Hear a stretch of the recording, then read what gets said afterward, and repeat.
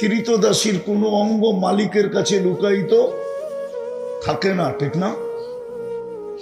ফেরাউনের বাড়ির কৃতদাসী মাস্তা, নাম ছিল মাস্তা মা। আমি ওই কবর চিনি, এখনো ওই কবর থেকে সুঘ্রাণ বাহির হয়। এখন হাজারো মানুষ ডেলি যায়, আমার এই নাকে গ্রাণ আছে, গ্রাণ।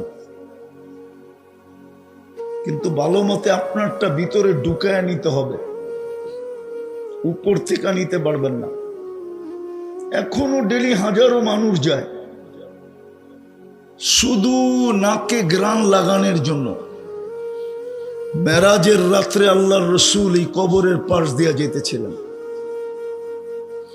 সুগ্রাণে দাঁড়ায় গেছেন। জিবরিল আলাইহিস সালাম বলছিলেন দাঁড়াইলে চলবে না, সফর বড় লম্বা, এক রাত্রের ভিতরে পরিসমাপ্তি ঘটাইতে হবে, জমিন থেকে আরশ পর্যন্ত। আবার আল্লাহর কাছে বসতেও হবে, বিদায় দাঁড়াইলে চলবে না। কিন্তু আল্লাহ রসুল বলছিল ইন্নী আজিদু রিহা জান্নাহ হা হুনা, জিবরিল এখান থেকে তো জান্নাতের সুঘ্রাণ আসতেছে। আল্লাহ হুকুম